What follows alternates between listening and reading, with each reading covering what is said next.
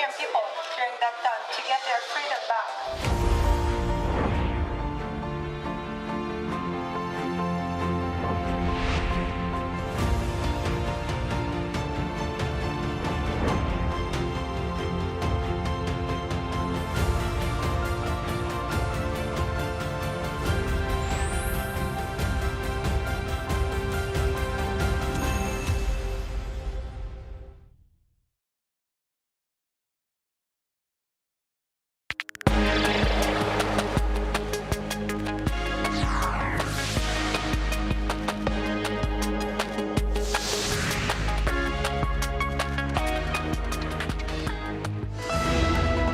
South Korean stocks saw a sharp drop this morning after hitting multiple fresh highs in the past weeks.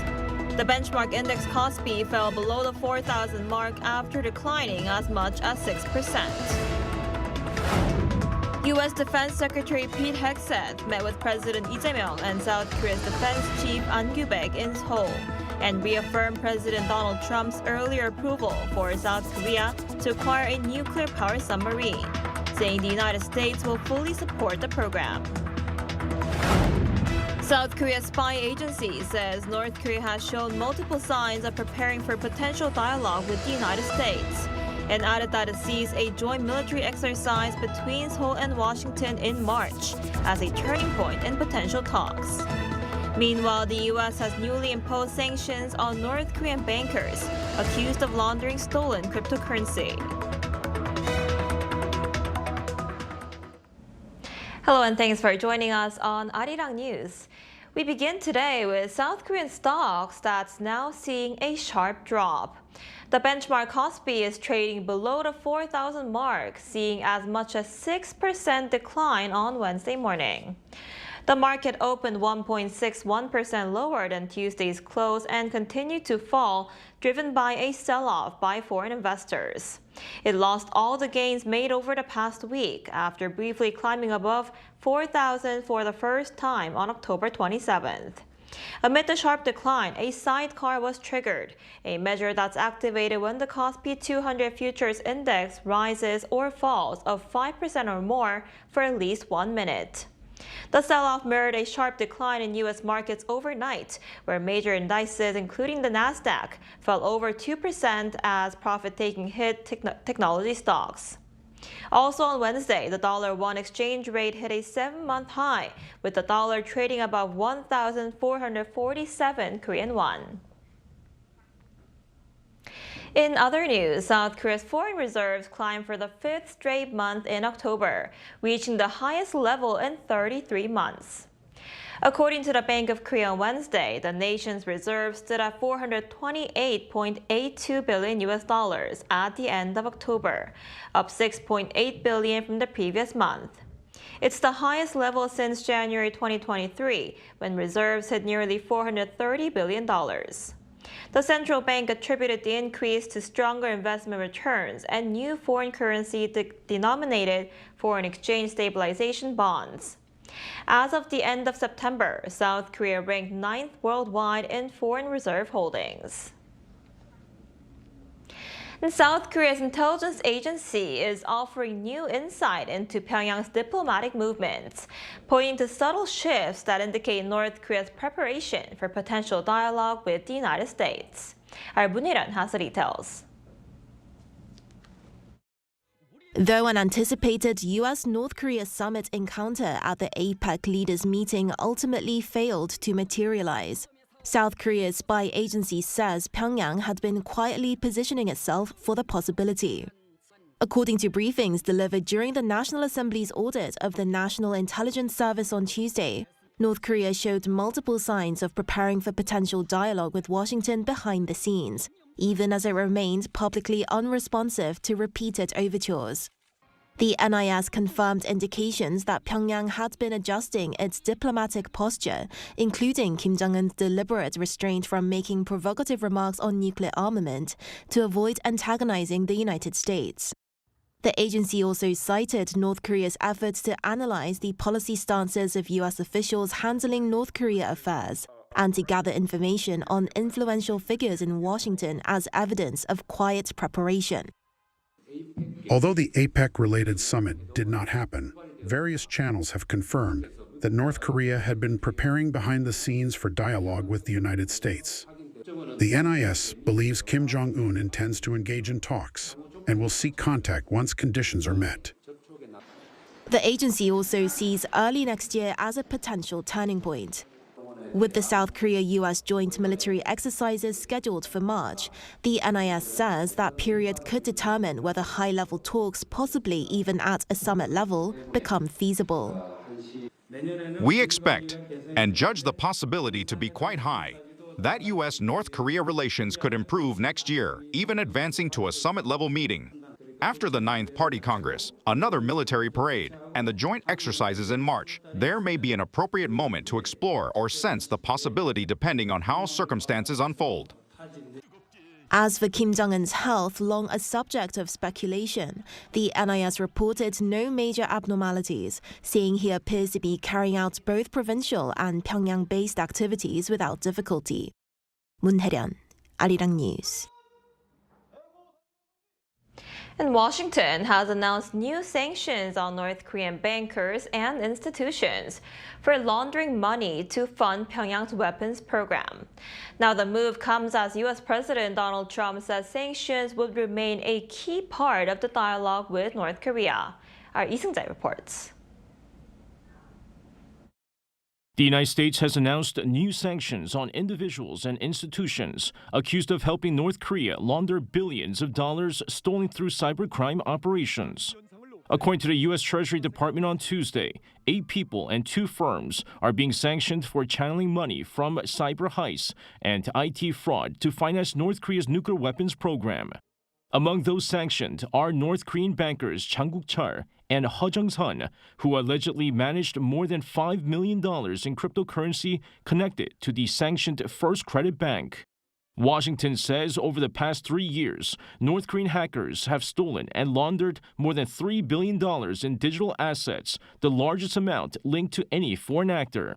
U.S. Treasury Undersecretary for Terrorism and Financial Intelligence John K. Hurley said the regime's hackers steal and launder money to fund nuclear development. The department said the network operates across China, Russia, and other countries using shell companies and foreign banks to disguise the source of funds. The latest sanctions come as U.S. President Donald Trump said sanctions would remain a key part of any dialogue with Pyongyang. After the collapse of a possible U.S.-North Korea summit during Trump's recent visit to Asia, Washington moved quickly to expand sanctions, signaling stronger pressure on the regime. Lee Seung-jae, Arirang News. South Korea's Defense Minister An Gyu-baek and U.S. Defense Secretary Pete Hegseth held their annual security talks on Tuesday. A joint communique was not released, but they did tap into ways to boost defense ties. Our defense correspondent Kim Bo-kyung tells us more.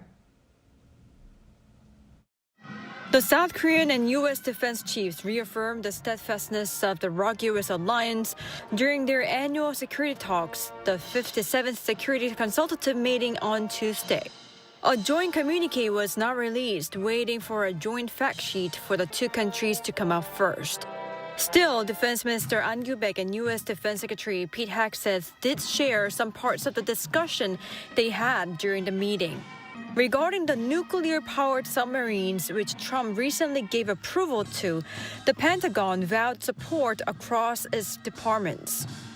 We're going to work closely with the Department of State and the Department of Energy to fulfill President Trump's commitment in a deliberate manner. And I think it's a reflection of something I said, that the president wants allies to be strong. Noting that South Korea is a model ally, Hegseth said he was encouraged by South Korea's commitment to increase defense spending and make greater investments in ROK military capabilities. To modernize the alliance and boost ties, the 2 allies agreed on some practical steps, including having U.S. warships be repaired in South Korea to ensure their most lethal capability remains ready to respond to any crisis. As to whether the U.S. forces Korea could be used against China in the Taiwan Strait, U.S. Defense Chief underlined the importance of flexibility, but said the USFK is oriented to protect South Korea from the north. There's no doubt flexibility for regional contingencies is something we would take a look at, but we are focused on standing by our allies here and ensuring the threat of the DPRK is not a threat to the Republic of Korea, and certainly continue to extend nuclear deterrence as we have before.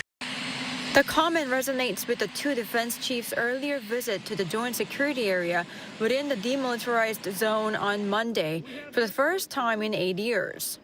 Meanwhile, when asked about whether South Korea hopes to pursue nuclear weapons development, Minister Ahn clearly said this was not possible. South Korea is part of the NPT, so it's not allowed to have nuclear weapons. Therefore, developing nuclear weapons in South Korea would not be possible. He further added that because South Korea cannot possess nuclear weapons, the combined nuclear and conventional integration system, integrating U.S. nuclear capabilities with South Korea's conventional weapons, has been established. Kim Bo-kyung, Arirang News.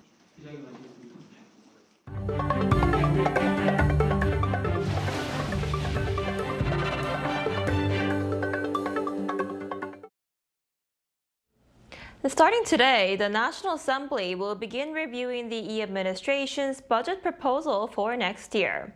President Lee Jae-myung laid out details of the plan at Parliament on Tuesday, calling for bipartisan support to boost spending on artificial intelligence as the country seeks new growth engines. Our top office correspondent Yoon Jung-min reports. The focus of the 2026 budget proposal was on seeking new growth engines, with President Lee Jae-myung calling it the very first budget to open up the era of AI. 국제 무역 통상 질서의 재편과 인공지능 대전환의 파도 앞에서 국가 생존을 모색해야 할 절체절명의 위기에 처해 있습니다. 이제는 인공지능 시대의 고속도로를 구축해서 도약과 성장의 새로운 미래를 열어야 합니다. The government has projected a record high of 728 trillion won, or over $508 billion for next year's budget, up 8% from this year. Nearly $7 billion has been earmarked for AI-related projects, 3 times higher than this year's spending, with a focus on physical AI and use of the technology in robots and automobiles. Next year's defense spending will be expanded by more than 8%, worth over $46 billion, with more use of AI by the defense forces, as the commander-in-chief called for self-reliant defense. 전 세계 5위의 군사력으로 평가받는 우리 대한민국이 국방을 외부에 의존한다는 것은 우리 국민의 자존심 문제 아니겠습니까? Other areas of focus were on the R&D budget, which will be a record high, as well as the so-called National Growth Fund, NK Culture. He also vowed to secure a social safety net and help small business owners through local consumption coupons.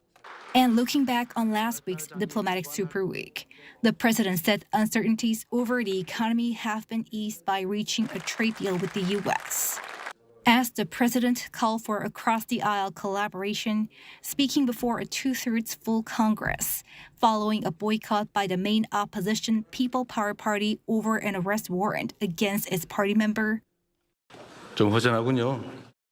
The mood was starkly contrasting as the ruling Democratic Party lawmakers responded to the president with rounds of applause.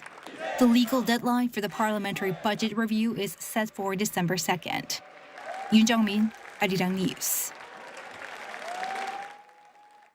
An Emmy Award-winning professor, Sam Richards, delivered a lecture in Seoul on Tuesday, titled Living in Korea, Seeing the World Differently. The lecture, attended by foreign students living in South Korea, explored how life in the country can broaden their perspectives and discussed the importance of adapting to the Korean society by learning the language and understanding its culture. The talk was part of the 30 Days in Seoul program, which helps foreign students adjust to life in South Korea through hands-on experiences with K-culture and career support opportunities. And in other news, one farm in Gyeonggi-do province is using coffee grounds to grow mushrooms, and it says yield is up while costs are down. Our Cha Eun-kyung tells us more. This is a farm for oyster mushrooms in Gyeonggi-do province. It seems like a normal cultivation facility, but there's a special secret hidden in the substrate the mushrooms are growing on, used coffee grounds. By mixing the grounds with traditional substrate materials, the mushroom yield increased by an average of 8%. The coffee grounds are rich in nutrients like lipids and crude protein. When the right conditions are provided, the results show a remarkable boost in mushroom production. It's not just mushroom yields that have increased. Coffee grounds are more than 50% cheaper than traditional substrate materials, such as cottonseed meal and beet pulp, making them highly cost-effective. As a result, the grounds are gaining attention as a prime example of resource-circulating agriculture, reusing agri-food byproducts in farming. We found that coffee grounds replace about 10% of beet pulp and cottonseed meal in the substrate. We will present a standardized substrate formula using coffee waste and promote its supply among farmers. Used coffee grounds are creating a virtuous cycle of resource circulation, boosting farmers' income while also contributing to environmental protection. 차윤경, Arirang News.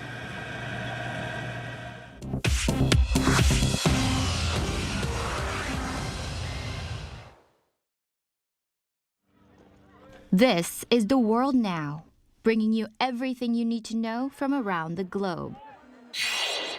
In Israel on Tuesday, authorities said they received the remains of what is believed to be a dead hostage from Gaza under the U.S.-brokered ceasefire that began last month. Officials said the coffin was transferred via the Red Cross in Gaza and taken to Israel's National Forensic Center in Tel Aviv for identification. If confirmed, it would leave 7 deceased hostages still in Gaza. The transfer follows earlier body returns on Sunday and last Thursday. Under the deal, 20 living and 28 deceased hostages were to be returned within 72 hours. All living hostages were freed on 13th of October in exchange for 250 prisoners and 1,718 detainees.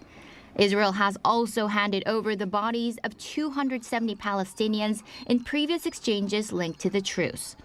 Authorities say coordination with the Red Cross will continue to identify and recover remaining bodies while the ceasefire remains in place. In the Philippines on Tuesday, Typhoon Kalmegi left at least 46 people dead and forced hundreds of thousands from their homes as floods swept through Cebu and other provinces. Entire towns on Cebu are underwater and casualties expected to rise despite almost 400,000 people being moved out of the path of the typhoon. A military helicopter sent for relief efforts also crashed on Mindanao Island, killing 6 crew members. The storm, locally named Tino, has weakened since landfall early Tuesday, but still brings winds over 80 miles per hour and is forecast to move into the South China Sea by Wednesday. In the United States, former Vice President Dick Cheney, one of Washington's most influential and divisive figures, has died at the age of 84. Cheney's family said he passed away on Monday from complications of pneumonia and heart disease. Cheney served under President George W. Bush and was widely seen as the driving force behind America's war on terror after the 9/11 attacks. Critics accused him of shaping policies that led to the invasions of Iraq and Afghanistan, the use of torture, and expanded surveillance of U.S. citizens. Before the White House, Cheney held senior government roles, including Defense Secretary under George H.W. Bush, and he later served as CEO of Halliburton. A statement from his family described Cheney as a man of courage, honor, and love for country. In Los Angeles, Hollywood stars gathered on Saturday night for the 2025 LACMA Art and Film Gala, raising $6.5 million for the Los Angeles County Museum of Art. Presented by Gucci and co-chaired by Leonardo DiCaprio and Eva Chow, the gala honored Black Panther director Ryan Coogler and artist Mary Corse for shaping modern culture. Guests filled the museum grounds as Doja Cat sparked the night with a high-energy set. LACMA's director Michael Govan hailed it as a celebration of creativity that can only happen in Los Angeles. Chu Ji-hyun, Arirang News.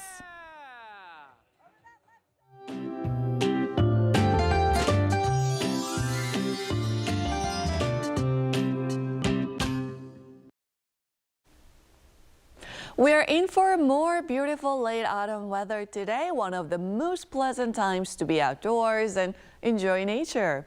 After a chilly start, it will warm up quickly again, so the morning jacket might feel too warm in the afternoon, but once the sun goes down, we'll need that jacket again. So this huge daily temperature swing means that immunity can drop easily.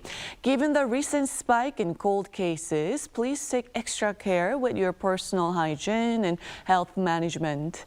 This afternoon, highs will soar by over 10 degrees Celsius. Seoul topping out at 18 degrees Celsius, Gyeongju at 20 degrees, Busan 22 under sunny skies nationwide.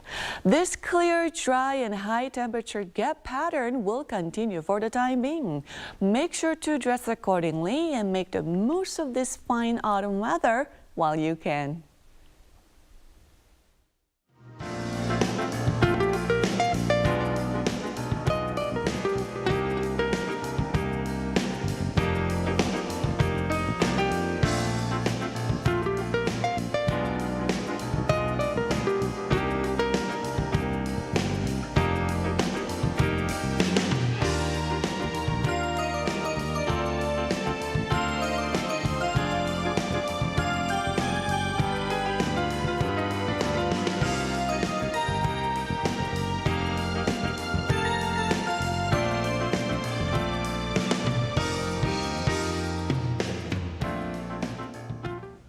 That's all we have for today's noon edition of Arirang News. Thank you for watching. We'll be back at 5 p.m. Korea time. Stay tuned.